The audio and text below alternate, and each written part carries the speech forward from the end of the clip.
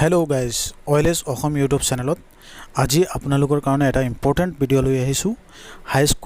হাইস্কুলত যিবিলাক contractual teacher আছে তেওঁলোকৰ পোষ্ট ৰেগুলাৰাইজেশ্যনৰ ওপৰত মুখ্যমন্ত্ৰী মহোদয়ে ইতিমধ্যে দিয়া প্ৰেছ বাৰ্তাৰ এটা অংশ আপোনালোকক শুনাব বিচাৰিছোঁ আজিৰ এই ভিডিঅ'ত।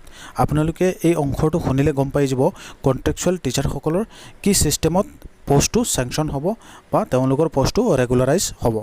আহা আমি শুনো মুখ্যমন্ত্ৰী মহোদয়।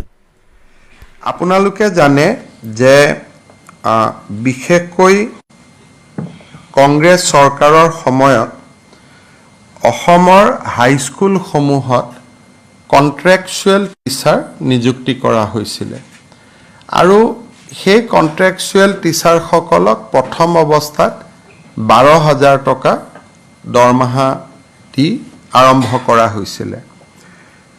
2021 চনত আমাৰ চৰকাৰে এটা সিদ্ধান্ত লৈ তেখেতসকলক আমি 60 বছৰলৈকে তেওঁলোকৰ চাকৰিৰ যিটো সময়সীমা অৱসৰ 60 বছৰলৈকে বঢ়ুৱাইছিলোঁ আৰু নিয়াৰ ৰেগুলাৰাইজেশ্যন আমি ৰেগুলাৰাইজেশ্যন নকৰি নিয়াৰ ৰেগুলাৰাইজেশ্যন বুলি এটা শব্দ ব্যৱহাৰ কৰিছিলোঁ আৰু তেওঁলোকক অলমষ্ট ৰেগুলাৰ শিক্ষকৰ সমান আমি দৰমহা দিয়া আমি আৰম্ভ কৰিছিলোঁ।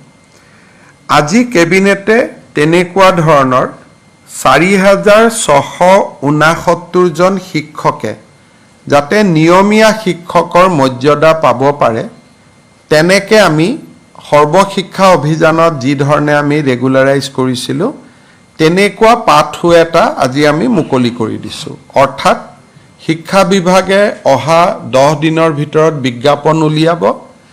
এই 4,669 জন শিক্ষকে কণ্ট্ৰেকচুৱেল টিচাৰ বুলি আমি যাক কওঁ যোনে হাইস্কুলত কাম কৰি আছে তেওঁলোকে আবেদন কৰিব পাৰিব আৰু কাগজ পত্ৰ পৰীক্ষা কৰাৰ পিছত তেওঁলোকক আমি নিয়মীয়া শিক্ষকৰ মৰ্যাদা দিম।